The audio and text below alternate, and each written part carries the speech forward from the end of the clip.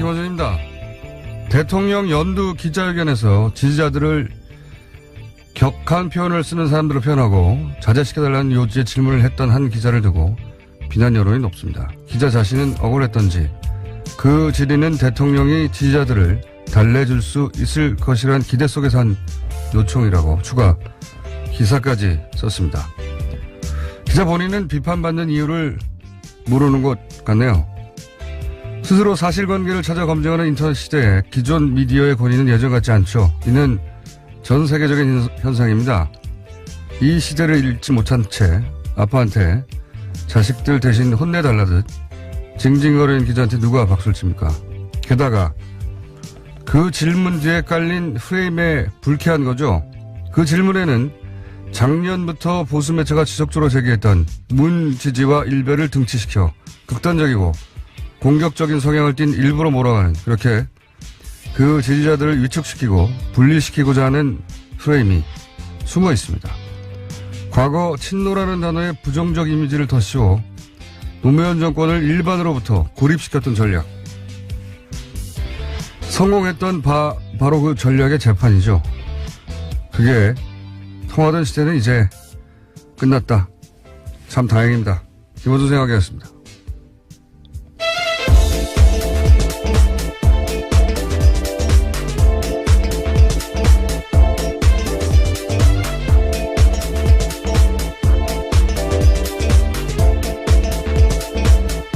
시사인의 김은지입니다. 자, 어제 다스뉴스가 아주 폭발적으로 그죠? 네, 나왔어요? 그렇습니다. 압수수색이 진행돼서요. 그와 뿐만이 아니라 여러 가지 뉴스들이 많이 나왔습니다. 자, 다스뉴스. 저도 어제 유난히 많이 나온다 싶었는데 몇 가지 읊어보죠. 네, 검찰이 다스 전직 임원들을 불러 조사했습니다. 그러니까 다스는 누구 겁니까? 라는 질문에 대해서 핵심 대답을 할 수 있는 사람들입니다.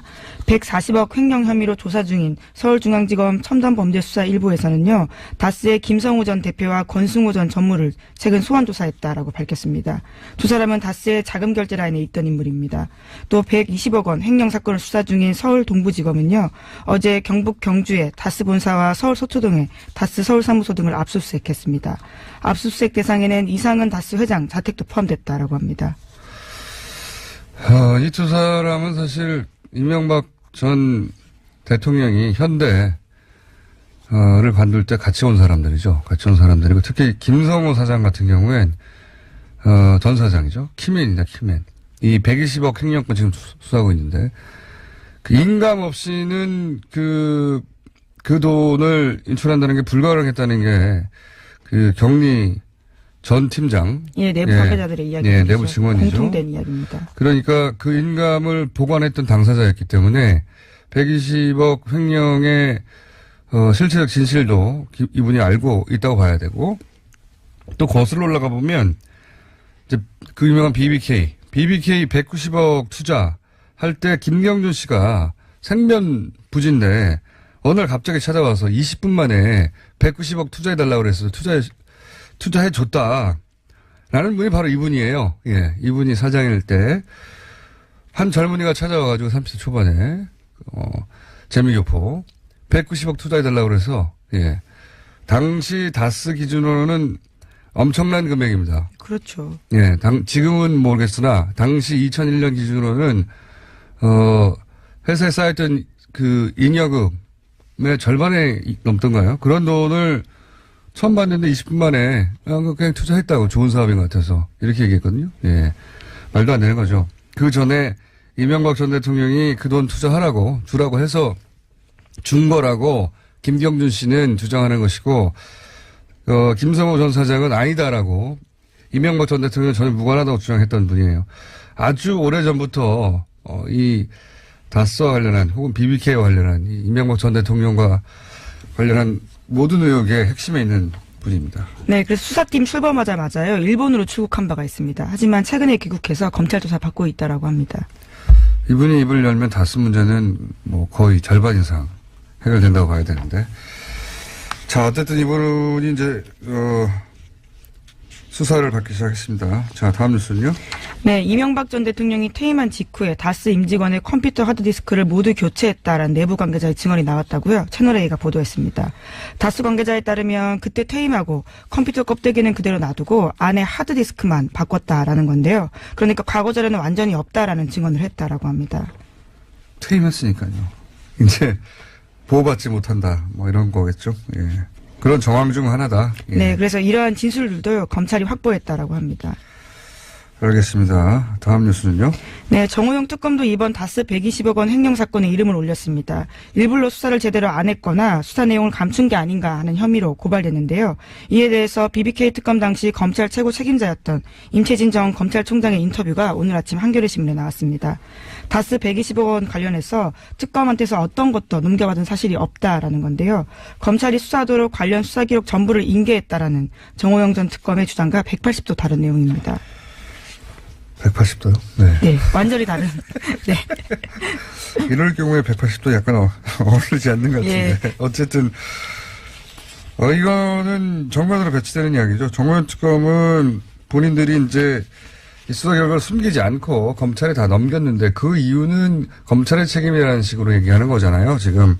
근데 이제 당시 검찰총장이나 당시 중수부장 혹은 서울중앙지검장 알아야 할 사람들 은 모른다 우리는 받은 적 없다라고 얘기하고 있는 거죠. 예. 이렇게 되면 정호영 특검 같은 경우에 더더욱이 법적 처벌의 대상이 될 수도 있겠다 싶은 생각이 듭니다. 계속해서. 네, 인터뷰 보면요. 임채진 총장 같은 경우에는 자신이 혹시라도 기억이 잘못됐을까봐 관계자들은 다 물어봤다라고 하거든요. 하지만 모두 받은 바가 없다라고 합니다.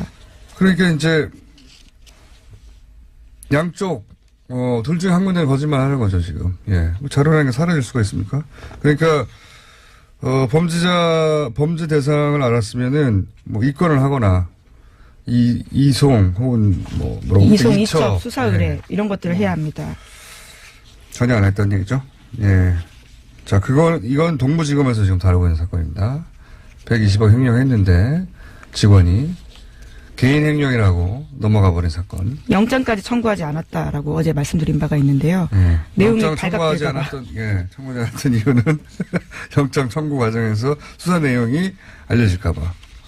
근데 수사 내용이 알려질까봐라고 말해놓고 수사 내용은 이첩하지 않았다는 거니까. 예. 그렇죠. 앞뒤가 안 맞는 내용이고. 자, 다음 뉴스는요. 네, 이명박 전 대통령의 아들 이시영 씨가 다스 독일 법인을 중심으로 폭스바겐사와 1,000억 원대 수주 프로젝트를 추진한다라고 어제 저녁에 JTBC가 보도했습니다. 이 씨는 다스의 중국 법인 4군데의 대표로 이름을 올렸는데요. 미국 법인의 이사도 맡고 있습니다.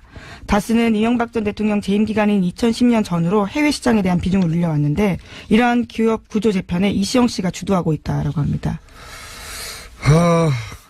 또 다스 전문가로서 오랫동안 여기에 대해서는 두 가지 이야기를 하고 싶은데, 위장 계열사들이라는 게 있어요. 대기업들이 이제 비자금 만들고 그럴 때 잘 써보는 방법인데, 다스 주변에도 이 다스의 위장 계열사로 의심되는 회사들이 있어요. 아주 냄새가 나는.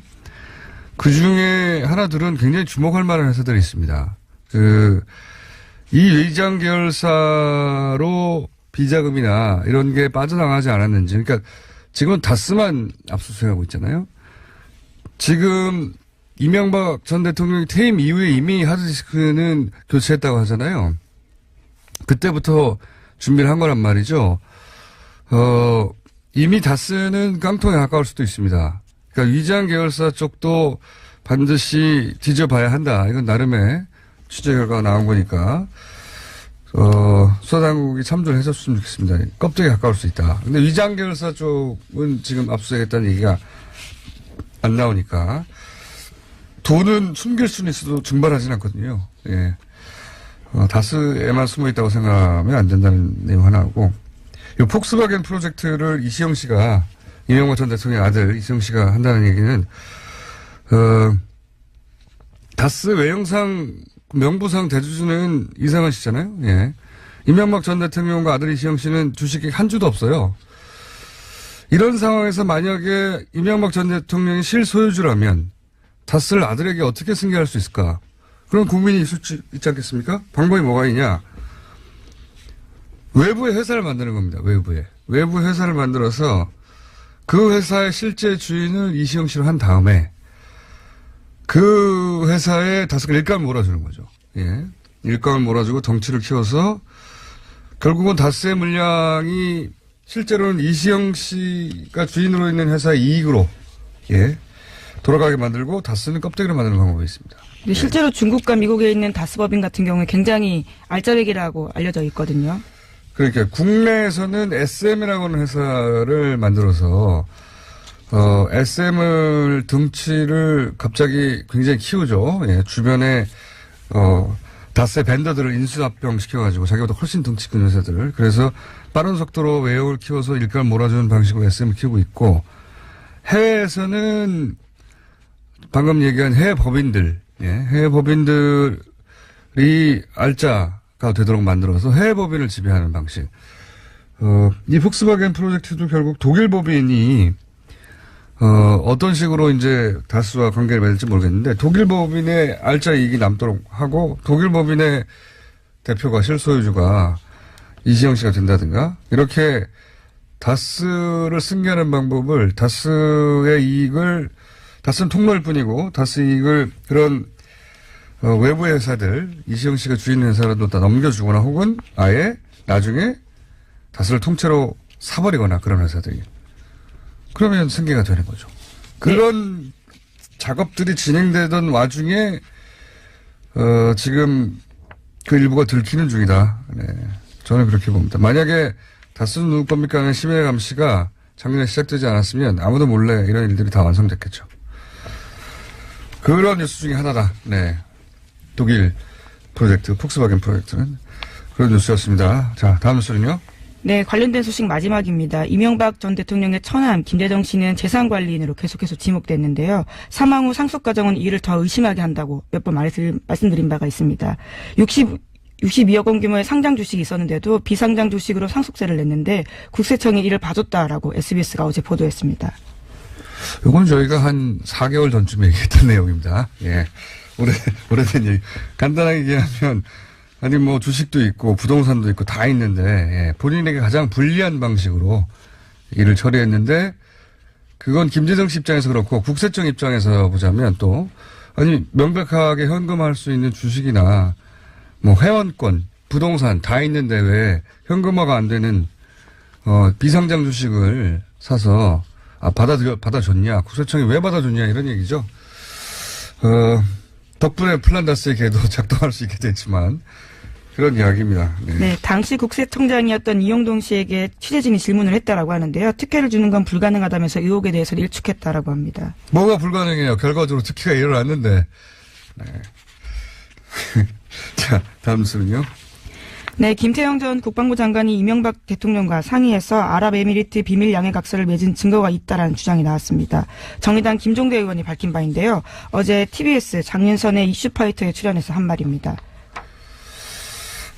저는 이 뉴스가 왜 언론의 주목을 현재 수속 보도가 없더라고요.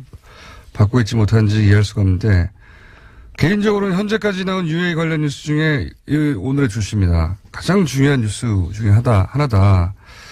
이게 이제 유사시에 자동 개입 조항이 포함됐다는 것은 그 주장은 김태형 장관의 고백으로 확인이 됐어요. 자백을 한 거죠. 예. 남아있는 가장 중요한 포인트는 뭐냐면 과연 이 일을 이명박 전 대통령이 알았느냐. 물론 몰랐다는 건 전 말이 안 된다고 생각해요. 군대를 해외에 파병하는 문제를 군 통수권자가 결재하지 않았는데 국방장관 마음대로 타국과 사인을 해버렸다는 얘기잖아요. 네, 김태형 전 장관이 지금 그렇게 주장하고 있습니다. 그러니까요. 더구나 제가 주목하는 것은 김태형 장관이 굳이 자기가 그걸 혼자만 알았다고 인터뷰했다는 거예요. 저는 왜 혼자 독박을 쓰느냐. 법적으로는 그렇다고 해도 김태형 장관을 강력하게 처벌할 방법이 그다지 없다. 현재 공소시효가 지났다라는 지적이 나오고 있습니다. 그런 것도 있고 또 본인이 입을 닫으면 이대로 끝날 것이다. 이런 생각도 있는 것 같은데 여기에 대해서 김종대 의원이 아니다. 이명박 전 대통령이 알았다. 이 얘기를 하는 겁니다. 굉장히 중요한 포인트예요. 여기서 가장 중요한 게 그걸 입증해 줄 사람이잖아요. 그런데 이제 외교부 전직 직원이라고 표현을 했는데, 이분이 그러니까 결정적인 분이죠. 예. 자신에게 제보한 사람이다라는 건데요. 그러니까요. 본인이 번역을 했고, 영문으로 있던 걸 번역하는 과정에 그 내용을 알게 됐고, 이게 말이 되느냐고 했고, 그러니까, 그런데 그 내용은 이미 사인이 돼 있었다는 거잖아요. 예. 그리고 그게 바로 청와대 보고용이라고 했다는 거단 말이죠. 네, 당시 국방부 실무자가 그렇게 이야기했다고 합니다. 윗분의 뜻이다 청와대 보고용이다라고요. 그런데 제가 왜 이 사안을 주목하냐면 두 가지 지점입니다. 하나는 이명박 전 대통령한테 바로 타격을 줄 수 있는 길목에 있는 증언이기도 하고 결정적인. 또 하나는 이명박 전 대통령으로 향하는 수사가 지금까지 막힌 지점들을 생각해 보세요.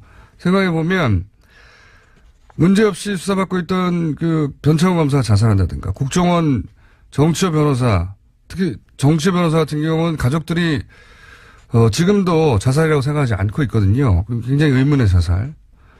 그리고 법원이 갑자기 말도 안 되는 이미 구속돼 있던 김관진 전 장관이나 임관빈 전 실장이나 아주 무리하게 누구도 납득할 수 없게 현재까지도 석방해버려요. 이미 구속된 사람을.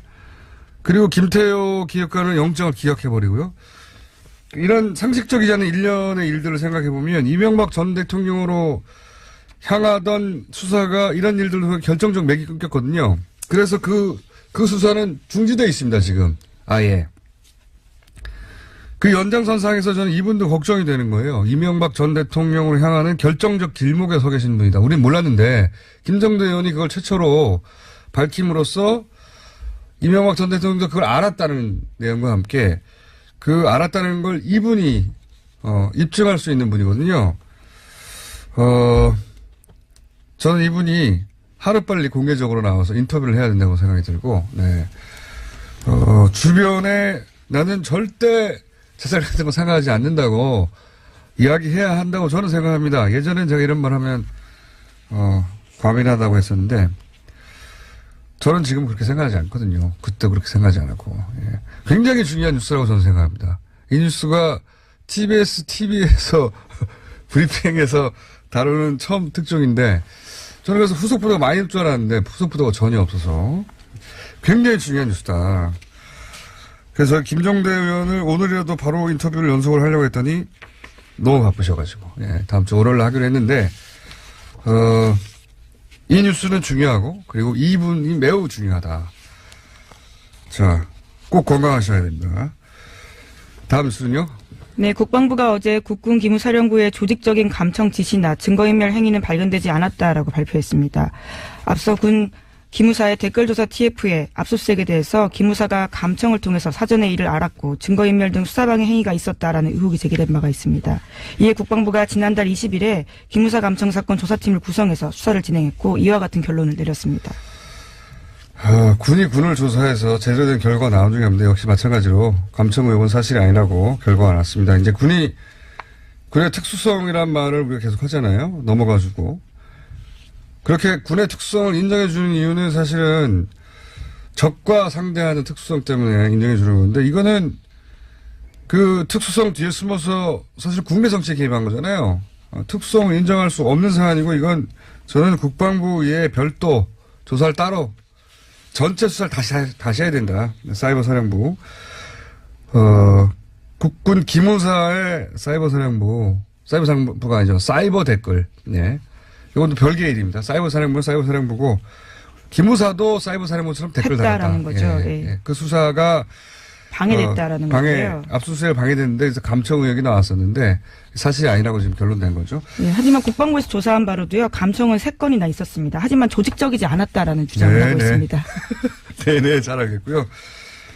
가상화폐까지만 하고 끝내죠. 예. 네, 어제 박상희 법무부 장관이 거래소를 통한 가상화폐 거래를 금지하고 거래소를 폐쇄하는 특별법 제정을 준비하는 중이라고 밝혔습니다. 그래서 어제 가격이 일제히 급락했는데요. 혼선이 커지자 윤영찬 청와대 국민소통수석이 법무부 방침은 확정된 사안이 아니며 부처 간 조율을 거쳐 결정할 것이다 라고 진화에 나섰습니다. 몇 주 전에 제가 잠깐 이야기하다가 중간에 브리핑 시간이 짧아서 개념만 얘기하다가 말았는데 이 블록체인이라는 기술이나 플랫폼으로서 가능성, 저는 모두 크게 인정합니다. 그거 반드시, 장려해야 한다고. 그런데, 현재 이 규제는 저는 강력히 찬성합니다. 예, 거래하시는 분들은 뭐 당황스러우시겠지만. 왜냐하면 현재는 이런 가능성 혹은 가치에 대한 투자가 아니거든요. 이건 다른 사람들이 큰 돈 버는데 나만 멍청하게 못 버는 거 아닌가? 나만 뒤처지면 바보야, 등신이야, 이런 조바심, 혹은 누구는 몇십 벌었다는데 하는 어떤 박탈감, 한 번에 1억 천금 가능하다고 생각하는 사행심, 이게 주도하는 판이에요. 이건 투기판입니다, 현재는. 예. 여기다 갑자기, 기술, 4차 산업 얘기하는 건 저는 한가한 소리라고 생각합니다. 강력하게 규제하지 않으면 한순간에 폭탄처럼 터질 것이다. 굉장한 위험 부담을 안고 방치하고 있는 상황인데 국가가 개입해야 하는 거라고 봅니다. 특단으로 강력하게 규제하고 그런 후에 엄정하게 룰을 다시 정해야 한다. 현재 기준으로 저는 그렇게 생각합니다. 지금 그래서 강력히 규제해야 한다는데 저는 한 표 던지면 오늘 여기까지 해야 되겠습니다. 시사인의 김희지였습니다. 감사합니다. 다스 실소유주 규명을 위해서는 공정위가 나서야 한다 하는 주장이 나왔습니다. 정무위 소속의 더불어민주당 전해철 의원 연결해 보겠습니다. 안녕하세요, 의원님. 예, 안녕하십니까. 예. 오늘 출연하기로 하셨다가 독감 때문에 못 나오신다고요? 죄송합니다. 열감기 때문에 스튜디오로 못 가고요. 아니, 멀쩡하신 것 같은데. 김원준 씨도 감기, 죄송합니다. 그래. 김원준 씨도 감기 조심하십시오. 예, 목소리는 매우 멀쩡하신 것 같은데. 예. 엄살 아니에요? 자, 예. 자, 이 정무회 소속이신데. 그렇습니다. 다스 관련해서는 이 공정위가 나서야 한다는 이유가 뭡니까? 일단 다스의 실소유자가 누구냐, 네. 다스가 어떤 위법행위를 했냐는 거에 대해서는 현재 수사 중이지 않습니까? 예. 아니 이제 그와 별개로 다스를 그 회사를 승계하려고 하고 네네. 그 과정에서 공정거래법 위반 행위를 했다라는 이제 상당한 정황이 있어서 상당한 정황이요? 그렇다면 이제 공정거래위원회가 그런 부분을 확인해야 되지 않겠나라고 이제 말씀을 드릴 수가 있습니다. 좀 구체적으로 말씀해 주십시오. 어떻게 이시영, 지금 말씀은 그러니까 이시영 씨에게 회사를 승계하는 과정에, 부당한 거래가 있다는 것이 포착이 됐고, 그건 공정위가 확인해야 된다, 이런 말씀이신 것 같은데? 그렇습니다. 예. 일단, 금강이라는 회사가 있습니다. 2013년에 이제 이명박 대통령 천안 일가가 주인으로 이렇게 만든 회사인데요. 이건 다스하고는 특수관계죠. 이 관계가 있어서. 금강, 예. 근데, 그래서 금강이라는 회사 이름이거든요. 매출액 한 1,000억까지 올라갔던 회사입니다. 예. 그렇습니다. 이거를 이제 일감 몰아주기를 해가지고 4배 성장을 하죠. 네네. 그리고 나서 2015년에는 다시 SM이라는 회사를 설립합니다. 여기에 이제 이시영 씨가 아들이죠. 75%, 또 김진 내재죠. 네. 25% 지분을 가지고 있는 SM이라는 회사를 설립해서 이번에는 금강에 몰아주던 것을 SM으로 다 일감을 몰아줍니다. 네, 맞습니다. 일단 그래서 일감 몰아주기인데 이게 하나 있고요. 예. 또 하나는 이제 SM이라는 회사가 다온이라는 회사를, 그러니까 SM이 약 40배 정도 큰 회사인데 그렇죠. 이 회사를 100만 원 헐값에 인수를 합니다. 네. 그리고 또 DMI라 해서 약 200억 원의 매출을 하고 있는 회사 역시 헐값으로 인수를 하는데 그렇죠. 이 두 가지 사안을 보면 첫 번째 경우에는 부당 지원 행위로 할 수 있고요. 공정거래법 23조에 해당할 수 있고 뒷부분에 대해서도 강제로 거래 또는 설비를 매각하게 하는 행위는 역시 공정거래법 23조 위반이 될 수가 있어서 이런 경우는 제가 볼 때는 공정위에서 나서서 과연 이 기업들의 위법행위가 있는지 등을 살펴보기 위해서 회계자료라든지 이런 걸 조사해야 된다. 그래서 위법성을 확인해야 된다라고 생각합니다. 이게 이제 그러니까 대기업이 흔히 쓰는 수법들 아닙니까? 이런 게? 그렇습니다. 뭐 현대나 혹은 뭐 다 SK나 다 과거에 이런 사례들이 적발된 경우가 있는데, 그죠? 예. 그렇습니다. 이제 글로비스 같은 경우가 대표적인데요. 그 이제 과징금을 받았죠. 그러니까 글로비스를 설립해서 현대 물량을 몰아주기 하는 경우, 이러면 이제 당연히 공정거래법의 과징금 대상이 돼서, 그러니까 그냥 SM 기업 가치를 이렇게 키우는 거라 하면 거기에 대해서 누가 뭐라고 할 수가 없겠죠. 그런데 계열회사나 특수관계인 회사가 유리한 조건에 거래하게 여러 가지를 만든다면 그것은 이제 부당 지원 행위가 될 수 있다. 그리고 이 과정에서 승계 작업까지도 하고 있지 않느냐라고 이제 판단을. 그 과정 자체가 승계가 목적인 거죠, 사실은. 그렇게 제가 확정을 하기는 어렵습니다만은. 그렇게 의심된다. 대체적으로 이런 일을 하는 이유가 승계 작업을 하기 위해서 하고 있기 때문에 그게 상당 부분 그럴 개연성이 있다라고 생각이 듭니다. 저도 그렇게 생각이 들고요. 특히 금강 같은 경우에는 이거 혹시 위장 계열사 아닐까? 예, 그런 의혹도 좀 있습니다. 그렇습니다. 예. 그래서 요 사안은 공정위가 나서면 사실은 실체를 파악할 수 있고, 그리고 이미 과거 재벌들에 대해서 징계를 했던 정확한 기준들이 있으니까 그 기준으로 징계를 하라, 과징금 대상이 된다, 이런 말씀이신 거군요. 그렇습니다. 일단 그 위법행위를 회계자료 등을 확인해서 조사를 해야 된다라고 저는 생각합니다. 의원님? 네. 예. 제가 다 알던 얘기인데. 예. 알겠습니다. 근데 이제 직접 공정위가 나서야 한다고 주장하신 건 처음이신데 사실은 이 질문으로 인터뷰 섭외를 한 것은 미끼고요. 예. 양정철 비서관이 양정철 비서관이 귀국한다고 하는데 공직을 안 맡는다고 해요. 친하시게 여쭤봅니다만 앞으로도 안 맡을까요? 실제로 저희들이 이제 지난 5월에 정부 초기 이제 구성될 때는, 저희들이 내각이나 청와대는 좀 안 들어가는 게 좋지 않겠냐라고 이제 뜻을 모았습니다. 그래서 이후의 과정에 대해서는 각자의 판단과 결정이 중요합니다만은 저는, 개인적으로 양정철 전 비서관에 대해서 끝까지 그렇게 어떤 일을 안 할 필요는 없다. 안 할 필요는 없는데, 본인 의사는 어떠세요? 본인 의사는? 인터뷰를 안 하니까 이분이. 현재까지는 공직을 맡을 생각 또는 선출직에 나갈 생각이 현재까지는 없는 것 같습니다. 양정철 비서관은 그렇게 없다고 이렇게 뒤로 물러서 계시는데 본인은 경기도지사 나간다고. 예, 저는 이제 선출직으로 또 현역 의원이고요. 그래서 아까 말씀드린 대로 이제 각자 여건과 처지에 맞는 일을 하는 것도 필요하다고. 문재인 대통령과 의논해 보셨습니까? 흔히 삼철이라고 거론되는데. 일일이 다 의논하는 거는 특별하지 않은데요. 말씀을 드렸고 특별한 반대가 없어서 일단 경선 본선을 준비할 생각입니다. 특별한 반대가 없었다는 건 그래 적극적으로 해봐 이런 말도 없었다는 얘기죠? 아니 이게 한다고 그러는데 어떻게 본인이 정치인이 한다고 하니까 마지못해 그냥 가만히 계신 거 아닙니까 혹시? 사실 이런 부분에 대해서 저희들이 판단하고 결정하는 것을 대통령께 부담을 드리는 것은 맞지 않지 않겠습니까? 다만 이제 대통령께 현재 이런 상황이고, 이런 처지, 이런 조건에서 제가 이제 합니다. 이렇게 이제 말씀을 드렸던 거죠. 아니, 그런데 이재명 성남시장은 진작에 출마 의사를 밝혔고, 지지율 면에서도 월등한데, 뭐 굳이 이렇게 나서시려고 하십니까?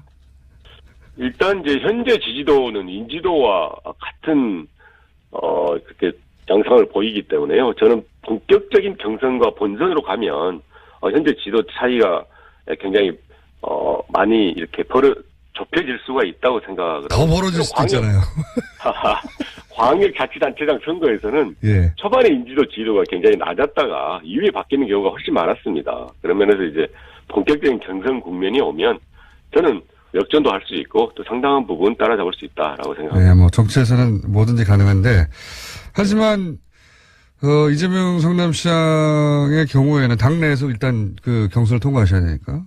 경우에는 지지율도 앞섰고, 지난, 대선 경선에서 나와서 인지도도 앞서고, 그리고 토론이라든가 실력도 사실은 부족하지 않은 것 같은데, 굳이, 내가 하는 게 낫겠다고 생각하신 결정적 이유가 있습니까? 물론, 따로 한번 모시겠습니다만, 저희가 수트에 모셨으면 더 꼰질리게 여쭤봤겠지만, 전화로 하니까. 그때 말씀드린 제가 1년 반 전에 이제 최고위원 그리고 경기도당위원장을 했습니다. 그래서 이제 각 지역을 돌아가면서 정책도 보고 또 대선 준비를 했었는데 그 과정에서 경기도에 제대로 된 정책이 없다. 여러 이유가 있겠지만 그것은 지금까지 도정을 했던 분들이 대권 도전의 발판으로 삼거나 다른 정치적인 활용 때문에 이 1,300만이나 되는 경기도에 제대로 된 정책이 없는 부분을 좀 바꿀 필요가 있다. 실제로 문재인 후보의 경기도 8대 공약을 제가 상하라고 입안했거든요. 그런 걸 위해서라도 필요한 정책을 할 수 있고 또 문재인 정부의 철학 중에 하나가 자치와 분권입니다. 이걸 실현하기 위해서는 가장 큰 광역자치단체장에서 저희들이 선거 승리를 해야 되는데 약 20여 년 전에 이기고 못 이겼던 경기도지사 선거를 이기기 위해서는 치열한 경쟁과 경선을 해서 검증도 확실하게 하고 또 정책 능력이 있는 사람을 뽑을 필요가 있지 않냐라는 생각에서 지금 경선을 열심히 준비하고 있습니다. 제 마지막 질문인데요, 오늘은 예. 다음 스튜디오에 나오시면 좀 자세히 여쭤보려고. 예, 그러겠습니다. 기회를 주십시오. 예, 전화로는 마지막 질문인데, 아니, 그러니까 그건 이재명 시장도 다 할 수 있는데, 예. 제 말은 이재명 시장은 못할 거라고 보시는 특별한 부분이 있다거나 내가 더 잘할 거라고 하는 부분이 있습니까?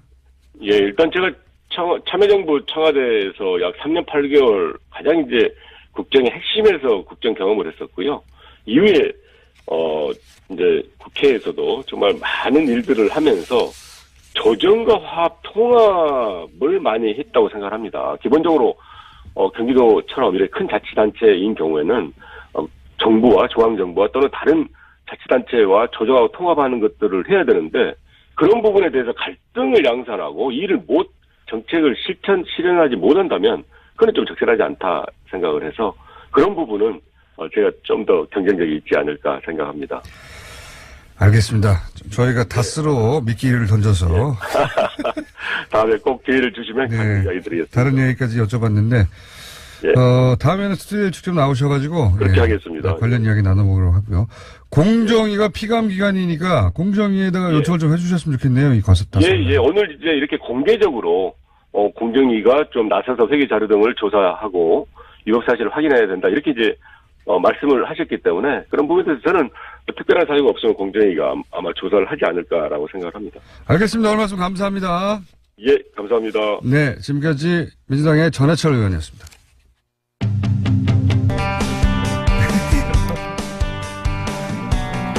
자, 이틀 뒤면 1987년 고문 치사 사건으로 세상을 떠난 당신 학생이었죠. 박종철 학생 31주기입니다. 그 현장이 남영동 대공 분실이죠. 예. 그런데 이 대공 분실을 시민들 공간으로 만들자 하는 청원이 진행되고 있는데 이 일에 앞장서고 계신 박종철 기념사업회 김학규 사무국장님 스튜디오에 모셨습니다. 안녕하십니까? 예, 안녕하십니까? 예, 내일 모레인데 그러면 일요일이라 저희가 방송을 할 수 없어서 이틀 먼저 모셨습니다. 네. 관련해서 많은 사업을 하고 계시죠? 예. 최근에 아주 바쁩니다. 그죠. 더군다나 1987이라는 영화가 예상치 못하게, 이 1987의 기억을 확 끌어당겼어요. 그죠? 예. 저는 예상을 했었는데. 아, 그렇습니까? 예. 영화도 대단히 완성도 있게 나왔다고 하고. 예. 몰입도가 대단하더라고요. 예. 그 감독님이 훌륭한 분이죠. 예. 예. 장준환 감독. 예. 대단한 영화를 만들었어요, 그동안. 빛을 잘 못 보시다가. 예, 그렇다고 하더라고요. 예. 이번에 빵 터졌습니다. 예, 천재적인 감독, 이렇게 평가는 받는다고 하는데. 20년째 천재 소리를 내가 드디어, 진짜, 큰 영화를 만들었는데, 자, 이 남영동 대공 분실이 현재는 어떻게 되어 있는 겁니까? 예, 지금은 이제 경찰청 인권센터가 들어서 있는데요. 네. 2005년까지는 여기가 대공분실이었고요. 2005년 하반기에 이제 홍제동으로 이제 대공분실 기능을 옮겨갔고요. 지금 이제 경찰청 인권센터가 들어서 있습니다. 아, 여전히 무슨 기념관이나 이런 식으로 진행되지 않고 그냥 예. 경찰이 쓰고 있었군요. 예, 계속해서. 경찰이 자신들이 이제는 인권경찰로 거듭 태어났다. 이런 걸 좀 과시하는 공간으로 이 공간을 좀 사용하고 있죠. 그러면 과거와 같은 모습 그대로 유지되지도 않겠네요, 당연히. 2000년경에 한번 여기를 리모델링을 했다고 그럽니다. 그래서 이제 509 박종철 열사가 돌아가신 곳만 옛날 모습 그대로 간직하고 있고 네. 다른 곳은 좀 리모델링이 돼서 일정하게 좀 변형이 됐죠. 아, 그래요? 예. 네. 몰랐네요. 그러면은 지금 청와대 청원도 진행하시고 이 사업을 앞장서신 거는 과거와 똑같이 복원을 해서, 그죠? 시민들이 공간에 가서 그 기억을 되살리고 혹은 그 사건이 잊지 않도록 만들고 1987의 의미를 되새기게 하고 이런 공간을 만들자는 거거든요. 예, 이곳이 좀 아까 말씀드렸듯이 부분적으로 좀 이렇게 변형된 것도 있긴 한데 네. 그래도 이런 형태로라도 보존되어 있는 곳은 사실 이곳밖에 없어요. 그 대표적인 곳이 뭐 남산에 중앙정부부 안기부가 있고 네. 그 또 서빙고 그 보안사 대공무실 이런 데 있지 않습니까? 네. 근데는 사실 거의 흔적도 없이 이제 사라진 거고요. 이 민주주의와 인권 탄압의 상징적인 공간 중에서 이 살아남아 있는 곳은 사실은 여기 남영동 대공분실밖에 없어서 이곳은 그대로 지켜야겠다. 그리고 이곳에서는 이제는 민주주의와 인권의 소중함을 배우는 그런 생생한 공간으로 만들어야겠다. 이런 생각을 하고 있는 거죠. 충분히 이해가 갑니다. 예. 저도 그래야 된다고 생각이 들고. 근데 저는 아직 이 영화를 보지 못했어요. 아껴두고 그러세요? 있는데. 근데 이제 그 박종철 열사와 동기시잖아요? 예, 예. 예. 동기신데 이 영화가 사건을 다루다 보니 예, 예. 그 학생 박종철은 어떤 사람이었는지가 빠졌다. 물론 영화가 어디에 중점을 두느냐에 따라서 다 다룰 수 있는데 예, 예. 그래서 이제 박종철 학생으로서 박종철 친구로서 박종철을 아시는 분들은 그 점이 아쉽다라고 하던데. 예, 이게 87년 1월 14일 그 박종철이 이제 죽는 것부터 시작하는 영화다 보니까. 그렇죠. 예. 사실 살아있을 때의 모습이 거의 나오지 않죠. 우리 사회가 이 사건을 어떻게 다뤘나 이게 예. 주제다 보니까. 그러다 보니까 친구들 입장에서는 상당히 좀 아쉬워하죠. 인간 박종철의 모습 이런 걸 볼 수 없다 보니까. 그러면서 이제 저희들도 만나서 뭐 그런 이야기 하다 보니까 종철이가 어땠는데 네. 뭐 이런 얘기를 많이 했었죠.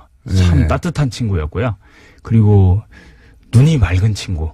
그리고 이 친구들, 후배들 잘 챙기는 친구. 네. 그래서 어떻게 보면 요즘 말로 얘기하면 상남자 뭐 이런 스타일이었는데요. 이 영화에서 그런 게 나오지 않다 보니까 오히려 더 절실하게 이 과거를 좀 이렇게 떠올리게 만들어준 그런 역할을 했던 것 같습니다. 눈이 맑으면 상남자입니까? 주변을 좀 잘 챙겼죠. 예. 그렇군요. 저도 눈은 맑은 편인데. 네. 애초에 대공분실로 끌려간 이유가 뭡니까? 자신이 무슨 문제가 있어서 예. 뭐 피의자로 잡혀간 게 아니고요. 사실은 수배 중인 한 선배가 있었는데 저도 그렇게 알고 있는데. 예, 그 선배를 찾으려면 박종철을 족치면 나온다. 뭐 이런 식의 이제 첩보를 상대방이 입수한 거죠. 그래서 이제 하숙집에서 불법 연행을 하게 된 거죠. 이 역사의 아이러니는 그렇게 끝내 불지 않았던 그 선배는 사실은, 보수정당에, 예, 들어가셨고. 근데 이제 종철이가 끝내 불지 않은 거는 뭐 자연인 그 선배 한 사람 때문에 그런 것이라기보다는 그 당시 이제 민주주의를 압살하고 있는 전두환 군사정권에 의해서 이 민주주의를 이루기 위해서 많은 사람들이 투쟁하고 있었는데 그 조직이 붕괴되면 안 되겠다. 그래서 내가 지켜야겠다. 이렇게 생각했던 것 같아요. 그렇게 해석하는 게 맞을 것 같습니다. 물론 그렇겠죠. 근데 어쨌든 그렇게 해서 보호받았던 그 선배가 보호할 가치가 없었다고 나중에 역사적으로 판명이 나는 아이러니가 예. 있다는 정말. 뭐 그건 별개의 얘기니까요. 예. 예. 처음 그러면 그 친구 박종철의 사망 소식은 언제 들으셨습니까? 저는 이제 다음 날이죠. 1월 15일. 그때 중앙일보 석간에 이제 처음으로 박종철 고문치사 사건과 관련된 보도가 나온 건데요. 저도 이제 그 당시 수배 중이었는데 중앙일보 석간을 사서 이렇게 사회면을 펼쳐봤다가 그 소식을 좀 접했죠. 놀라셨겠어요. 예, 뭐 처음에 충격이 컸고요. 그래서 한동안 움직이지도 못했었죠. 그리고 또 우리는 좀 뻔히 아니까 이게 고문에 의한 사망이라는 걸 그러다 보니까 전두환 군사 독재 정권에 대한 분노 이런 게 막 치밀하고 올랐고요. 근데 그걸로 그친 게 아니라 저도 수배 중이다 보니까 언제 잡힐 수 있다. 잡히면 고문을 당할 것이다. 그리고 고문받다가 죽을 수도 있다. 이런 생각을 항상 하고 있었기 때문에 갑자기 두려움 이런 게 엄습해 오더라고요. 많은 사람들을 분노케도 했지만 위축도 시켰겠어요. 그죠? 예, 저 같은 경우는 당시 수배 중이었기 때문에 더욱더 좀 그런 한순간 그런 게 있었고요. 근데 세 가지 감정이 이렇게 뭉쳐서 아주 묘한 감정 속에 제가 한동안 휩싸였었죠. 두 가지밖에 말씀 안 하셨는데 한 가지 감정은 뭡니까? 충격 그 자체. 충격. 예. 그런데 이제 이 사건을 두고 자유한국당의 곽상도 의원은 그 박종철 고문치사 사건을 밝힌 건 보수 정권이다. 예. 굉장히 창의적인 주장이기도 합니다만. 이전에도 비슷한 이야기 한번 나온 적이 있었어요. 네. 뭐냐면 안상수 당시 수사검사가 있었잖아요. 네네. 그 인물도 이제 그쪽에 있었고 또 그 아까 나왔던 그 선배도 그쪽에 있었고 네, 그러다 그쪽에 보니까 있었죠. 출판 기념회를 그 똑같은 책을 글자 하나 안 바꾸고 이 제목만 바꿔서 이 책을 다시 냈었어요. 안상수 어떡해요? 검사가 안검사 일기 뭐 이랬다가 네. 6월 민주항쟁과 박종철이었던가 뭐 이런 식으로 이름을 바꿔서 속 내용을 하나도 바꾸지 않고 출판 기념회를 했었는데 그 당시 축사를 한 사람들이 네. 비슷한 이야기를 했대요. 6월 민주항쟁의 주역이 우리다.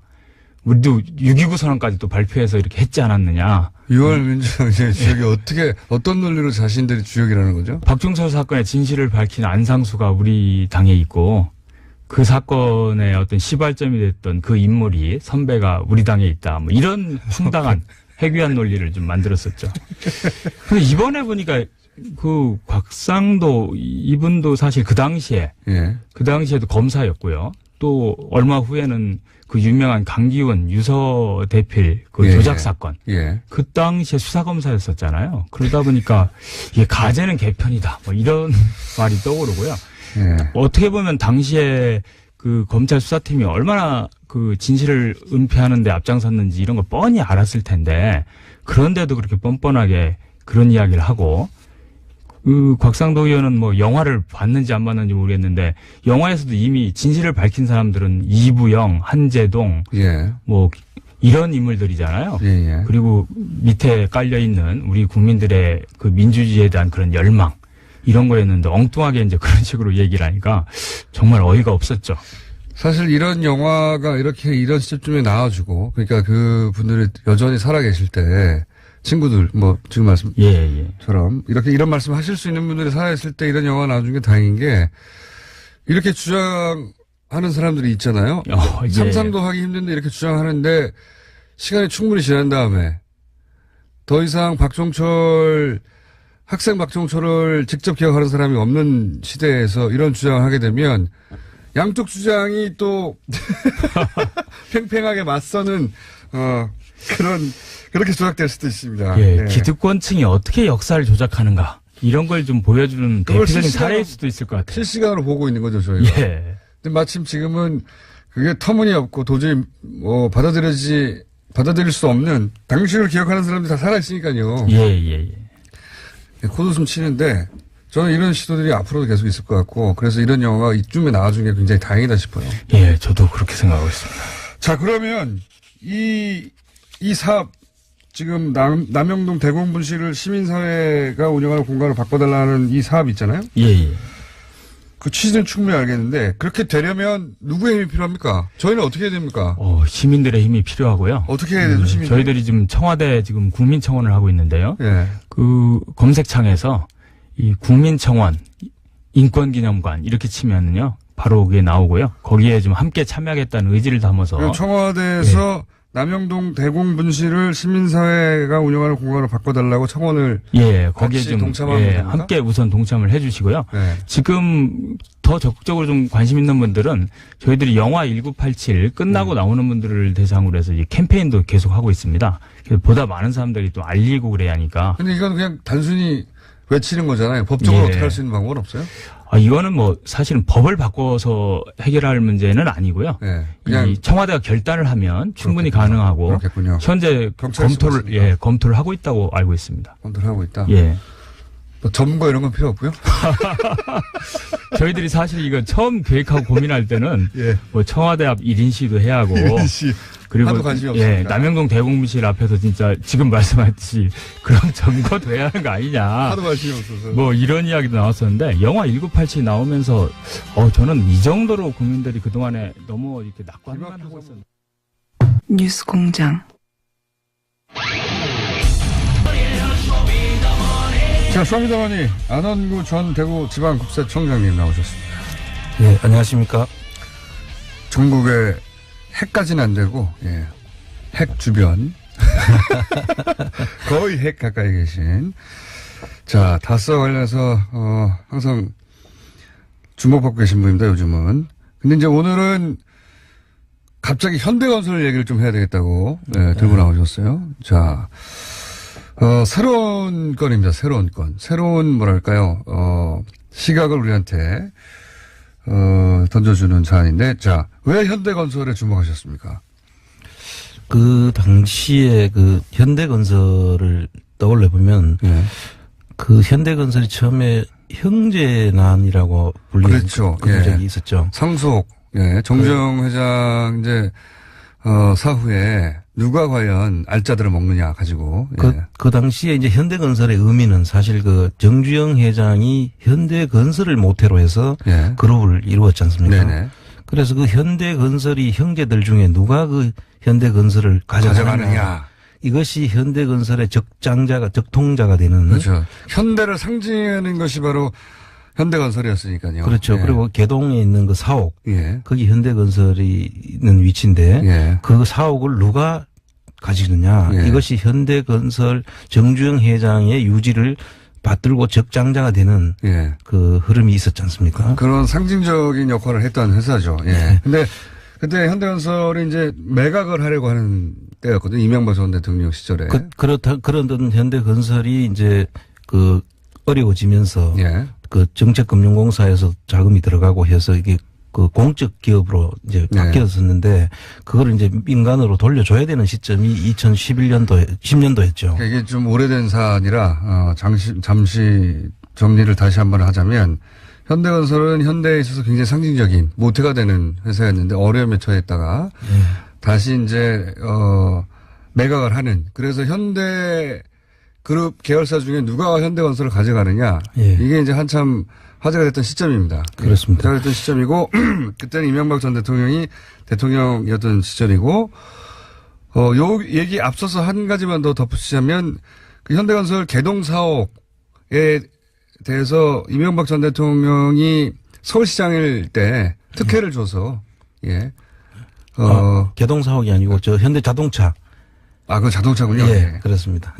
특혜를 줘서 그 다스의 매출이 그때 급등했다. 그렇습니다. 그런 의혹이 있다. 그러니까 현대 특혜 서울시장으로서 그 사무실을 열도록 만들어주고 불가능했던 사안이었는데 그리고 그 특혜를 받아서 다스가 매출이 급등했던 거 아니었나 이런 의혹이 제기된 적이 있습니다. 그런데 이제 이어서 이번에는 대통령이 된 이후에 현대건설 건입니다. 그래서 이제 그 당시에 대통령이 되고 난 뒤에도 이제 다스의 매출이 급증을 하지 않습니까? 얼마나 급증합니까? 그 당시에 이제 다스 대통령 퇴임 이후와 퇴임 전에 그 급증 비율을 보니까 우선 매출이 다스가 대통령 재임 시절에 18%씩 이렇게 늘어났고요. 엄청 성장했네요. 그리고 퇴임을 한 다음부터는 이제 7% 정도로 이제 확 떨어지죠.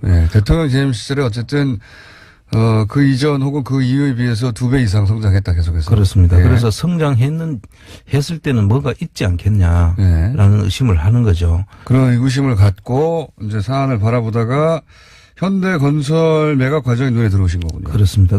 그리고 또 현대건설 자체는 또 이명박 전 대통령이 거기서 사장과 회장까지 지내고 나오는 그런 기업이고 분명히 관심이 있을 기업이라고 생각을 했죠. 그런데 그래서 그 내용을 이제 보니까 그 당시에 이미 그 현대건설이 매각 시장에 나와가지고 현대그룹하고 그러니까 현정은 씨 쪽의 현대그룹과 현대자동차 그룹이 서로 그것을 어떻게 자기들이 인수를 하겠다는 그런 의지를 보이고 있던 시점이었는데. 현대가 지금 다 같은 현대가 아닙니다. 그렇습니다. 그 두 개가 나눠져 있죠. 그렇죠. 자동차 그룹과 현대 그룹이 나눠져 있습니다. 그래서 저 현대 그룹은 정몽헌 씨 돌아가신 분의 그 쪽이고 이쪽은 정몽구 씨라고 현대차 그룹 쪽이죠. 그분들이 이제 서로 옛날에 형제의 난이 그때 붙었던 것이거든요. 그렇죠. 그런데 이번에 현대건설이 매물로 나온 거예요. 그렇습니다. 그게 2010년도에 매물로 나왔는데. 그룹이 가져가느냐 자동차가 가져가느냐. 그 상황이 상당히 매우 이제 그 이야기를 오늘 하고자 하는 것입니다. 그 당시에 2010년도에 그게 나왔을 때 현대그룹이 우선 협상 대상자로 먼저 선정이 됐었어요. 그 5조 5천억이라는 돈을 주고 사겠다라는 때였고 현대자동차는 5조 1천억을 제시를 해가지고 현대그룹이 먼저 그 높은 가격을 제시했습니다. 높은 가격을 제시해서 우선 협상 대상자가 선정이 됐는데 그때부터가 이제 이상합니다. 요거는 왜 이런 일이 벌어졌냐면 그 이전에 현대건설이 어려워져서 한국정책금융공사가 공적 자금을 2조 9천억을 투입했기 때문에 그렇습니다. 그때까지만 하더라도 공기업 비슷한 위상을 가지고 있다가 이제는 다시 이제 그 사기업이 매입해 가는 상황이 됐단 말이죠. 그렇습니다. 예. 현대건설이 그러니 그때는 현대가 주인이 아니었던 상황이었던 거예요. 그렇죠. 예. 그래서 그것을 이제 누가 가져가느냐가 그 당시에 이제 적통의 그 의미를 네. 부여되기 때문에 그냥 단순히 회사를 가져가는 의미가 아니었고. 그 이상이 아니었다. 예. 그런데 그리고 현대그룹 입장에서는 예. 그 현정은 씨 쪽 입장에서는 그 부분이 거기 안에 현대건설 안에 8.3%라는 현대상선의 지분이 있었거든요. 예. 그 현대그룹은 현대상선이 주기업이었기 때문에 네. 그 집의 경영권 문제가 걸려있는 심각한 상황이었기 때문에 거기서 어떻든 자기들이 그 기업을 사야 되는 그런 입장이었죠. 네. 그래서 5조 5천억이라는 거금을 이제 투자를 해서 사게 되는데 이때부터 시작해서 사려고 하는데 우선 협상 대상자가 됐으니까요. 예, 사려고 하는데 그래서 예. 예. 그래서 우선 협상 대상자가 됐는데 이 부분을 그 당시에 친이계 쪽이라고 볼 수 있는 국회의원들이 나서서 예. 이 상황을 뒤집습니까? 상황을 뒤집습니다. 현대그룹이 이걸 살 수 있는 능력이 되느냐? 그 자금 원천이 해외에서 돈이 들어온다는데 그걸 조사를 해야 된다. 국정조사를. 그런 이야기 가면서 여러 사람들이 그때부터 포문을 엽니다. 아하, 국회에서. 그러니까 현대그룹이 현대건설의 우선협상 대상자가 됐는데 갑자기 친이계 의원들 몇몇이 나서고 국정조사 운운하면서 자금 출처를 조사해야 된다느니 예. 이런 움직임이 있었다는 거죠 당시에. 그렇습니다. 그때 물론 아하. 그 빌미를 준 것은 그 당시에 현대증권 노조에서 예. 현대그룹이 그렇게 경영 상황이 좋지 않은데 이거를 사는 게 맞느냐라는 문제를. 처음에는 노조의 이제 정당한 질문 제기였는데 예. 그 다음부터는 국회에서 그때 정무위였겠네 그러면요. 예. 그렇습니다. 정무위 쪽 소속 정무위 소속 의원들이 예. 이 자금 원천이라든지 이런 부분을 문제를 삼았죠. 그런데 이제 그 사람들이 보면 그때 발언한 내용들을 보면 사람들이 전부 다 친이계 쪽이었어요. 지금도 국회의원님분들도 있고. 아하, 그때는 안 보였는데 이제 이렇게 지내놓고 보니까 보이네요. 다 보이죠. 예. 네. 그리고 그러면 정책금융공사가 최대 주주였기 때문에 정책금융공사도 중요했지 않습니까? 입장이. 그렇죠. 정책금융공사의 입장이 또 이상합니다. 그 당시에. 이상합니까? 처음에는 우선협상 대상자를 지정해놓고 예. 현대그룹에 가는 것은 문제가 있다고 하면서 자기들이 같이 지정해놓고. 동조를 합니다. 예. 그래서 그럼 갑자기 지정을 하지 말든지 처음부터. 예, 그렇죠. 그래서 그 부분 그때부터 입장이 바뀌기 시작하고 네. 현대그룹에서 제일 문제를 삼는 그 8.3%의 현대상선 지분을 예. 현대차가 가져가더라도 예. 이 경영권 행사에는 손을 떼겠다라는 그 중간 중재 역할을 자기가 하겠다고 자임을 합니다. 아하. 그렇게 할 필요가 없는데도 불구하고. 그렇습니다. 어허. 그리고 또 검찰의 태도도 또 이상합니다. 그 당시에. 검찰의 태도, 노조가 그 이야기를 하자마자 언제부터 검찰이 노조 이야기를 그렇게 잘 들었는지 모르죠. 네. 그 노조 이야기를 가지고 검찰이 오히려 현정은 쪽을 수사를 해봐야 되겠다고 이야기를 합니다. 수사를 해봐야 되겠다고. 아, 그렇군요. 이 전방위적으로 금감원하고 그 정책금융공사, 검찰, 국회 전방위적으로 동원이 돼서 그 당시에 현대. 그럼 우선협상 대상에서 해지가 됩니까? 그래서 우선협상 대상자를 폐기하고 해지를 하고 다시 현대차와 이제 MOU 같은 것도 체결했을 거 아니에요? 그 처음에 이제 계약을 했으니 그래서 협상 대상자가 이제 돼서 협상을 진행하는 과정이 있는 거죠. 네. 그럼 우선 협상 대상자한테 우선권을 주는 게 원칙이죠. 그렇죠. 그리고 돈도 여기서 많이 썼는데 나중에 결과적으로 현대 그룹에서 4,100억 정도 낮은 금액으로 오히려 현대차에다 주거든요. 오히려 낮은 금액으로. 그럼 공적 자금을 회수해야 되는 한 4천억에 되는 돈을 공적 자금으로 회수도 못하면서까지 이쪽으로 밀어주는 거죠. 재밌네요. 공적 자금 4천억을 손에 보면서까지 현대 자동차로 가게 되었다. 그렇습니다. 그런 다음에 무슨 일이 벌어졌습니까 또?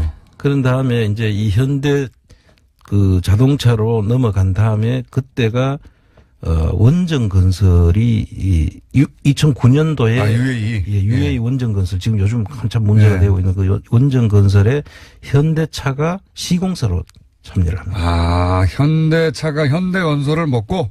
예. 예. 이게 먹은 후입니까? 먹기 전입니까? 이제 먹고 난 다음이 2009년도에 이 UA하고는 왔다 갔다 하면서 이미 그 계약을 체결하기로 돼 있었지 않습니까? 그런데 시공 계약은 예. 2011년도에 이루어지는데 현대건설로 넘어간 다음에 시공사로 넘어가죠. 아하. 그러면 현대건설은 이미 원전을 지을 수 있는 어떤 노하우와 자격을 가지고 있었죠. 그렇죠. 그 당시 현대건설은 현대엔지니어링이라고 해서 네. 현대건설의 이제 자회사 계인데 거기 현대 원전건설 면허나 이런 것들이 다 면허를 가지고 있죠. 현대자동차 입장에서는 UAE 원전 건설에 참여하기 위해서도 꼭 필요했겠군요. 그렇습니다. 아하. 뭐 물론 그 명분상으로는 적통의 의미도 있었고 실질적으로 또 앞으로 원전 건설이라든지 이런 데 참여하기 위해서는 그 현대 건설이 필요했기도 했고. 아하. 그리고 나서 실제 인수하죠. 아니 뭡니까? 수주하죠. 예, 수주가 돼 가지고 그 당시에 되는데 이 원전 건설에 대해서도 지금 저희들이 지금 좀 지켜봐야 될 부분들이 네. 이 당시에 이 원전은 한수원이 원래 원전 소관이죠. 그렇죠.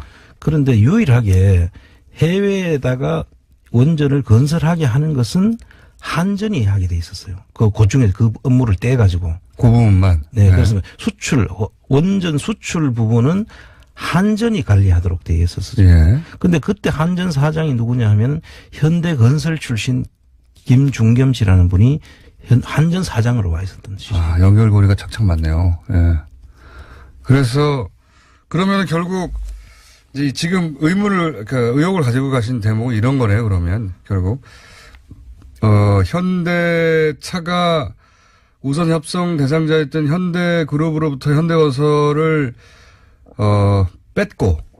뺏는 과정에서는 그 친이계 국회의원들이라든가 정책금융공사라든가 혹은 검찰까지 동원돼 가지고 압박을 해서 의혹입니다. 예. 뺏었다는 의혹. 뺏고 그리고 나서 현대자동차는 현대건설을 품에 안고 UAE 원전을 수주하고 네. 그런데 이제 검찰이라든가 뭐 그 의원들이라든가 공사가 이렇게 움직였을 때 청와대가 힘을 뒤에서 쓴 거 아니겠는가 하는 의혹을 가지고 계신다면 그렇습니다. 그러면 대가가 있어야 되잖아요. 대가가. 그래서 이제 그 대가 부분을 지금 이제 저희들이 다 쓸어보시는군요. 그 이후로 실제 다스의 매출이 급증했습니까?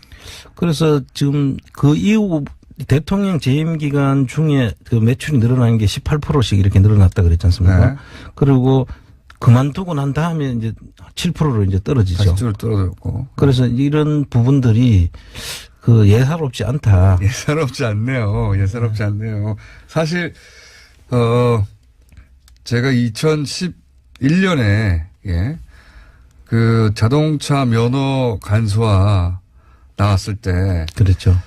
이거는 7년 전입니다. 이거는 다스 매출과 관련이 있을 것이다. 라고 세계 최초로 제가 주장했습니다. 세계 최초로. 이것은 자동차 면허가 간소화돼서 이득을 볼 사람은 세상에 교통사고도 늘어나죠. 실제로. 늘어났습니다. 네, 늘어나죠. 실제로 이득을 볼 사람, 학원도 안 좋아요. 예. 수입이 줄어듭니다. 그러면. 이 모든 관계자 중에 이득을 본 사람은 아무도 없는데 이득을 볼 곳을 굳이 찾자면 자동차 회사. 예. 면허를 쉽게 발급하니까 면허를 발급하면 차를 살 수 있잖아요. 네, 그렇습니다. 차가 많이 팔리면 차 안에 들어간 시트도 많이 팔리잖아요. 그래서 이것은 대통령이 실소유주로 의심받는 다스 매출과 관련이 있을 것이다. 라고 예언한 적이 있습니다. 그런데 이게 과연 기관의 수사를 통해서 밝혀지긴 참 어려운 사안이다. 정책이니까. 정책이죠. 예. 하지만 요 사안은 연결고리가 뭐랄까요. 뇌물죄가 되는 거 아닙니까? 이렇게 되면. 이제 포괄적. 대통령의 뇌물죄. 포괄적 뇌물죄. 만약에 대통령의. 또는 뭐 제3자 뇌물. 예. 또는 직접 자기 거라면 직접 뇌물 뭐 그렇게까지도 연결이 될 수 있는 부분이라고 봅니다. 지금 최순실 박근혜 게이트에서 결국은 그 포괄적 뇌물죄 재벌과의 네. 주고받는 관계 속에 그때는 소위 이제 재단으로 받았다면 이거는 만약에 이명박 대통령 전 대통령이 다스의 실소유주라면 그냥 자기 회사로 받은 거잖아요. 네, 그래서 혜택을 이 연결고리가 완성되면 전혀 다른 검찰에서 새로운 하나의 또 일을 생각을 해봐야 될 부분이다까지 수사 대상이네요. 아주 새로운 수사 대상 영역이 하나 탄생했네요. 네. 다스가 이명박 전 대통령 재임 기간에 매출이 폭증한 건 사실이고, 네. 네. 왜 이런 폭증이 있었는가? 의혹을 살필 때 현대 자동차와의 관계를 봐야 한다. 네. 이런 말씀이신 거죠. 네. 그런데 그 중에 이런 사건 같은 경우에 굉장히 의심스러운 사건이다. 네. 자, 또 있습니까? 아닙니다. 뭐 이거는 네. 다음 시간에 하죠. 이게 왜냐하면 이야기하면 아까 그 전해철 의원이 금강, 예. 금강 이야기를 하는데 네. 이제 사실 그 역사적인 뿌리가 깊거든요. 금강은. 네, 위장 계열사 의혹을 제가 잠깐 그냥 얘기했는데. 위장 계열사 정도가 아니고 네. 거기에 이제 김재정 씨 처 건영미 씨가 지분을 64%그 지금 가지고 있죠. 아들이 10% 그래서 네. 전부 합하면 74% 지분을 가지고 있는데 이 부분이 이제 옛날에 그 세강공업이라고 지금 한양시럽이라고 있지 않습니까? 네. 그 사건하고 아주 맞닿아 있는 부분인데 이건 조금 네, 좀 복잡한 사건입니다. 좀 이야기 재미있으면서 복잡하면서 현실적인 이야기이기 때문에 다음 네. 주에 우리가 이 여하간 이제 그 소위 말해서 금강 혹은 뭐 위장 계열사 이런 단어들을 사용했는데 간단하게 얘기하면 이건 다음 주에 다루겠지만 네. 회사를 하나 세워가지고 글로 그 비자금을 빼내거나 그렇죠. 예. 한 게 아닌가 의혹이 되는 대상이 되는 회사가 대표적인 게 있습니다. 근데 네. 이 회사에 대해서는 다음 주에 다루기로 하고 오늘은 새로운 그 포인트를 제공하셨어요. 그러니까 현대와 다스와의 관계, 현대 자동차와 다스와의 관계, 그리고 대통령 재임 시절에 현대 자동차 쪽에 특혜를 준 것이 없는가, 그리고 그 특혜가 다스의 매출로 이어지지는 않았는가 네. 하는 연결고리를 봐야 한다. 그렇습니다. 근데 그 현대 굉장히 중요한 포인트입니다. 예, 그 현대 건설 매각이라는 것은 그 당시에도 엄청난 큰 사건이었는데 그냥 형제들의 난으로 그냥 그 정도 수준에서 그냥 이해하고 넘어갔는데 거기에 대통령의 이해가 거기에 결부되어 있지 않느냐. 예, 그러니까 지금 그 당시에 국회, 예. 그다음에 검찰, 건강원, 이거 뭐 이게 굉장히 다 합리적인 동원된- 지적입니다. 네.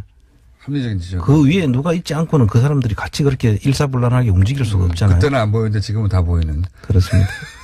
새로운 의혹의 제기였고요. 자, 그건 그렇고 다스 주식 지난주에 예, 여러 가지 우려. 그러니까 향후 이 가격이 더 떨어질 수도 있고 네. 그게 2월 중순이나 말쯤에 나온다고 하는 거죠, 지금? 그렇습니다. 네. 지금 샀다가 너무 비싸게 사는 게 아닌가. 근데 네. 지난주에 제가 거기 참여한 분들은 거기에 뭐 이익을 뭐 5% 10% 실현할 목적보다는 그런 분들도 소수 있을 수 있습니다. 예, 예. 보다는 결국은 이걸 통해서 다시 실소유주 문제를 밝혀내고 이명박 전 대통령과 관련된 의혹들을 밝혀내고 그게 더 큰 목적인데 그렇습니다. 그렇기 때문에 그런 여러 가지 고려, 일반적인 주식 매입대의 고려 말고 지금 당장 매입해서 주주로서 이 네. 문제를 풀어나가는 그런 선제적 그렇습니다. 매입이 필요하다라는 여론이 있다고 말씀드렸지 않습니까? 예. 저도 그 여론을 충분히 잘 알고 있고요. 이제 그 고민이 사실 계속 지금 깊어졌던 거죠. 네. 그래서 이 산 목적이 그것이기 때문에 네. 뭐 사실 자고우면할 필요는 없다. 네. 그런데 이제 지금 최근에 이제 보도 내용을 보면 네. 투자 자금을 해소한다든지 다스에 다스의 투자 자금을 네, 해소한다든지 은행들이 압박한다든지 은행들이 아예 지금 거래를 끊고 자금을 전부 다 해소를 하려고 한다. 종편이 특정 보도 단독 보도한 겁니다. 예. 그래서 그러니까 요거는 뉴스를 못 본 분들을 위해서 잠깐 정리하면 종편 쪽에서 이제 채널A였던가요? 그 단독으로 나온 건데 네. 시중은행들이 다스와 거래은행들이 자금 회수 압박이 있다든가 뭐 대출했던 곳에서 그렇게 다스를 어렵게 만들고 있다는 네. 식의 보도예요. 보도인데 저는 그 뉴스를 보자마자 그런 생각을 했습니다. 고위부도를 내려고 하나? 예. 저도 사실 이제 그 점에 이제 지금 초점을 맞추고 처음에는 그 보도 자체에 대한 그냥 일반적인 보도라고 저는 지금 생각을 했고. 저는 그렇게 생각하지 않았어요. 그래서 이 다스가 그런 회사가 아니거든요. 그러니까요. 보도 안 할 회사가 아닌데 예. 이 사람들이 왜 이런 보도를 지금 계속 내느냐. 그럼 사실 저희 입장에서는 사실 다스라는 게 지금 실소유주가 의심되는 그런 그 일가들의 회사로 보지만 그 속에 있는 사실 다스 속에 있는 노동자들이 그 주인이거든요. 따지고 보면 그 일하는 분들이 그 회사의 실주인은 아닙니다만은 어쨌든 아니 실제로 그분들의 그 일터이기도 하고 자기들의 그 터전이지 않습니까? 근데 그분들한테 피해가 가서는 안 되는 것이고 또 자금 모아 가지고 혹시 우리가 투자 사는 그 자금 자체가 너무 많이 또 손실을 보게 해서도 그것도 도리도 아니고 그런 생각을 처음에 잠깐 했었어요. 그래서 지금 봤는데 지금 말씀하신 대로 이 금융권에서 이렇게 하는 이 회사가 돈이 없는 회사가 아니잖아요. 그럼 어떻게라도 지금까지 있는 것만 가지고도 충분히 그 부분들을 해 나갈 수 있는 회사인데 왜 회사가 어려워진다는 뉘앙스에 고위부도 이야기 이런 이야기로 다스 회사가 굉장히 어려워진다는 뉘앙스의 보도예요. 한마디로 말해서 금융권에서 압박해서 저는 그런 뉴스를 보자마자 무슨 생각이 들었냐면 이거 피해자 코스프레를 하라고 그러는가? 그렇죠. 그러니까 갑자기 이제 1차 부도를 냅니다. 예? 그 어음이 돌아간 걸 막지 않으면 부도가 나는 거죠, 무조건. 네. 어음의 액수와 상관없이 못 막으면 부도가 나는 거예요. 근데 어음이 돌아오는데 안 막았어요. 못 막은 게 아니라. 그러고 나서 멀쩡한 회사를 말이죠. 정권이 보복해서 망가뜨렸다고. 그렇게 지금 뒤로 넘어지려고 지금 페인트 모션을 하고 있나? 라는 생각을 저는 했습니다. 예. 왜냐면은 설마 같은 게 없다라고 생각해야 되고요. 그리고 요런 반격을 해야 하는데 제일 좋은 반격이 뭐냐? 정권이 보복을 해서 멀쩡하던 회사가 이제 망하게 생겼다. 이거 봐라. 이 멀쩡한 회사를 왜 이렇게 괴롭히냐라고 하는 게 괜찮지 않겠냐는 시나리오 중에 하나 들어갔을 법하거든요. 그래서 더더욱 이걸 사야 되겠다.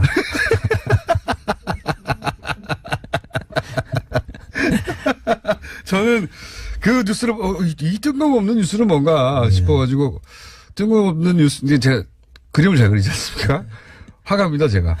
그래서 그걸 보자마자 이거 고위부도 어음 들어오는 걸 막지 않아서 고위부도를 낸 다음에 넘어지고 나서 이거 봐라 이거 회사 망하게 만들었다 그러고 나서 망한 회사의 주식을 사는 게 말이 되냐 이런 얘기까지 만들려고 하는 거 아닐까? 네. 라는 생각이 들자마자 빨리 사야 되겠다 거꾸로. 그죠? 그렇습니다. 예. 네. 빨리 사시죠. 예, 저희들이 지금 다 준비를 끝내놨습니다. 곧 타이밍이 옵니다. 예. 네. 그런 생각 안 하셨습니까? 최초에는 사실 제가 조금 여러 가지 고민을 했었어요. 이 흘러가는 흐름을 보면 이 현대차에서도 이거 지금 부담스러워서 거래를 좀 끊을 수 있지 않을까. 근데 사실 차에서 이 제조업하는 걸 보면 이게 그 제조업이 만들어지는 기간 산업들은 이게 금방 끊거나 금방 만들 수 있는 게 아니거든요. 그 회사를 하나를 만약에 그 회사와 거래를 끊으려 그러면 그만한 다른 회사가 충분히 커왔을 때 그게 가능한 것이지 차는 만들어야 되는데 시트가 없으면 차가 출고가 될 수가 없지 않습니까? 그러니까요. 그렇기 때문에 그런 것들도 모두 다 이 코스프레다. 그럼 이 회사가 끊으면 어떻게 할 거냐. 그쪽 이야기를 주로 하는 사람들이 다 연결이 돼 있지 않을까. 다스의 뒷배우와 연결이 돼 있지 않을까. 그러니까 그런 말을 하는 분들도 있죠. 회사가 주식 산데 회사가 망하면 어떡할 거냐. 그렇죠. 이런 말 하는 사람도 분명히 있을 겁니다. 제가 이런 큰, 프로젝트, 이렇게 여러 사람의 견해가 합쳐지고 거기에, 십시일반으로 돈이 모이고 하는 프로젝트를 해본 적이 있거든요. 그러면은 간첩이 들어와요, 꼭. 꼭 간첩이 들어옵니다. 네. 정확하게 아시네요. 네. 간첩이 들어와서 그거에 정반대되는 의견들을 자꾸 제시해요. 그럴 거면 아예 돈을 넣지 말든가. 그렇죠. 그 안에 돈을 넣어놓고 사지 말자고 하는 쪽으로 계속 이야기를 계속 전개하고 떠드는 사람들이 있어요. 꼭 목소리를 키워가면서.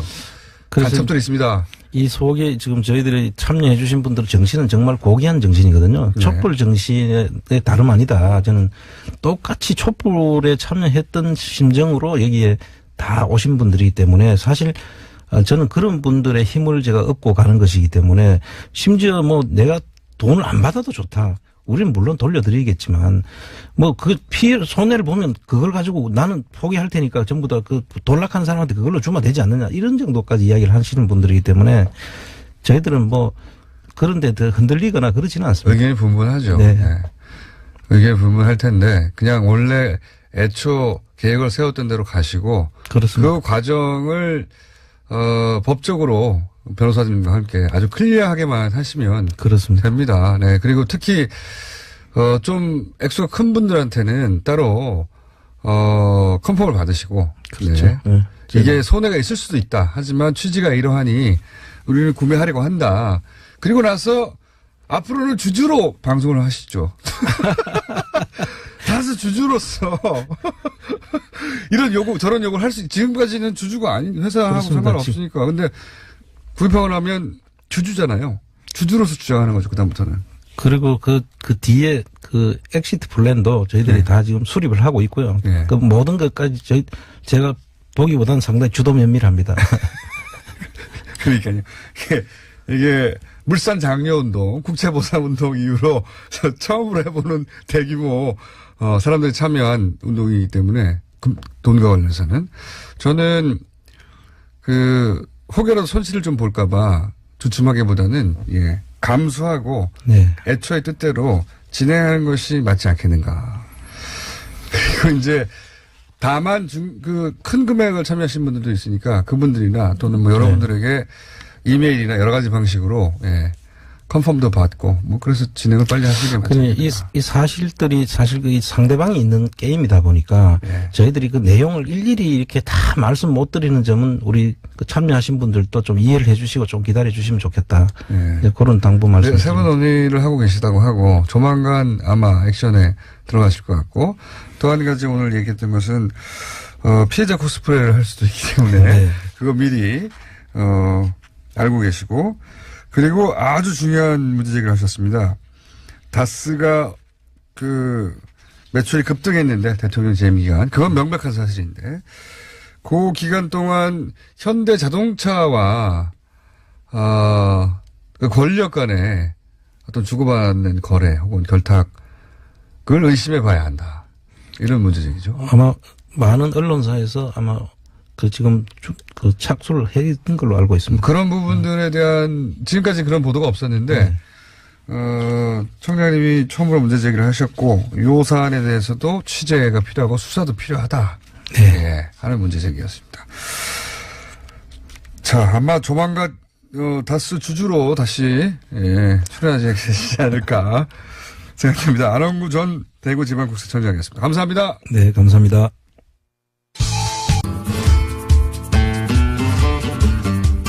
표준 황교익 선생님 코너 지각을 해가지고 전화로 먼저 시작하겠습니다. 지금 올라오는 중이라고 하시는데 여보세요? 예, 황교익입니다. 지금 어디십니까? 지금 1층에 있습니다. 아니 그럼 엘리베이터를 타시면 끊어질 텐데? 아니 뭐 엘리베이터도 잘 연결이 되더라고요 요즘에. 아 그래요? 예. 그래요. 예. 자 오늘 주제는 뭡니까? 전화를 하다가 전화를 하면서 들어오세요 스튜디오 자연스럽게. 오늘 주제는 지난주에 사장님하고 뭐 신년회 하자고 아침에 감자탕을 먹다가 뭐 대구론사의 교통방송의 사장님이 일종의 가짜뉴스에 노출돼 있더라고요. 아 감자탕에 대해서 TBS 사장님 잘못 알고 계시던가요?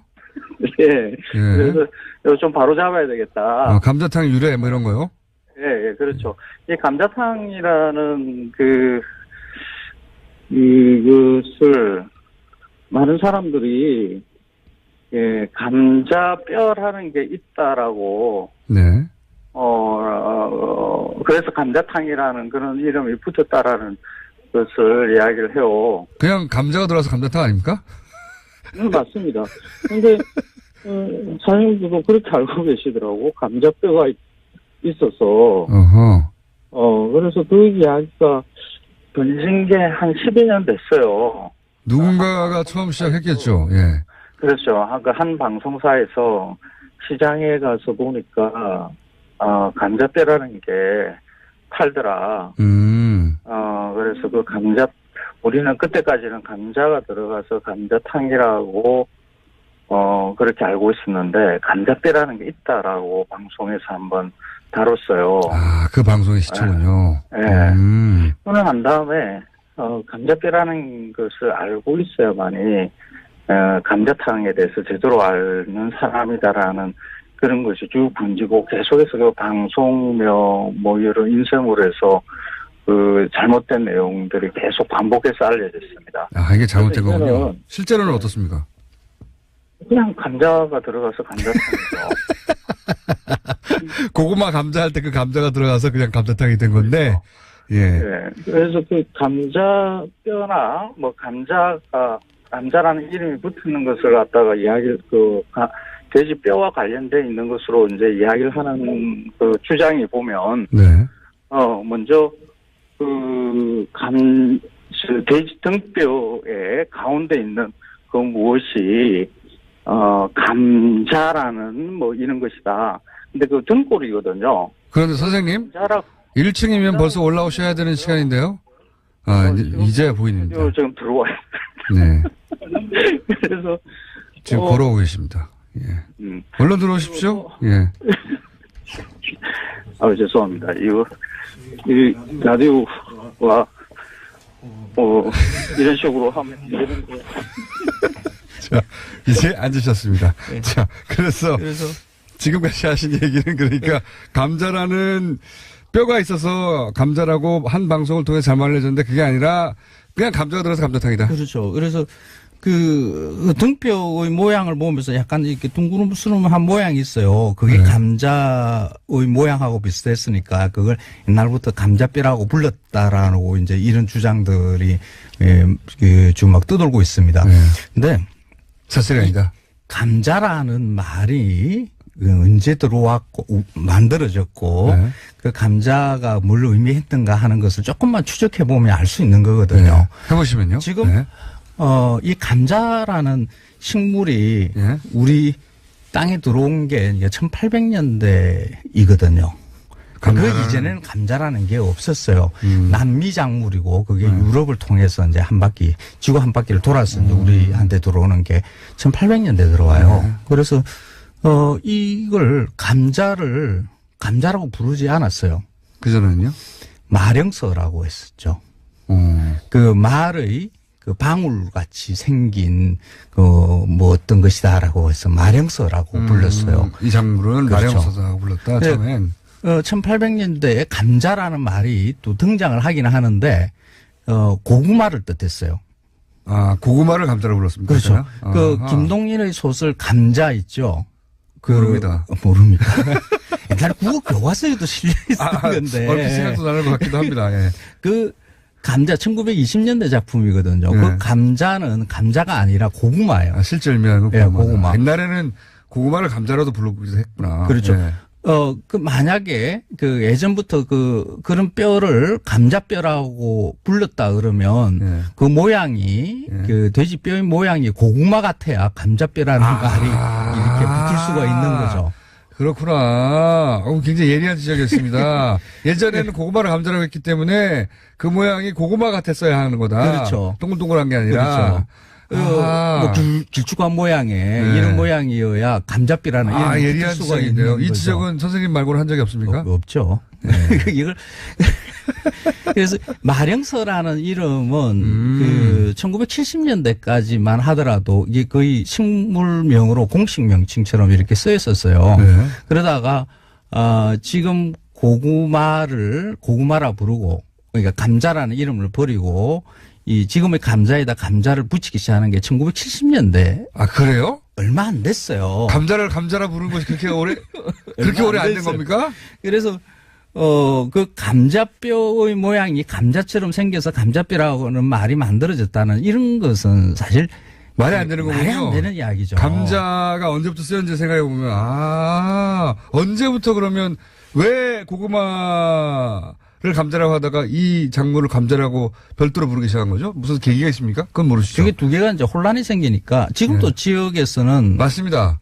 고구마를 감자라고 부르는 데가 많아요. 예, 나이 드신 어른분들 중에 고구마를 감자라고 하는 분들이 있어요. 맞아요. 많아요. 그래서 근데 왜 이렇게 그 감자탕에 그 고구마가 아니 감자가 이렇게 들어가게 됐는가 하면 이것도 이제 1970년대의 상황이거든요. 그 분단 이전에는 개마고원 지역이 감자 주산지였고요. 거기서 이제 대량으로 많이 재배를 했었어요. 그런데 분단되고 난 다음에 감자 주산지가 우리 남쪽에는 없기 때문에 강원도 지역에 이제 감자를 집단으로 재배를 강원도 감자 아닙니까? 그래서 그렇죠. 예. 그러니까 강원도 감자라는 말도 분단 이후에 생긴 말입니다.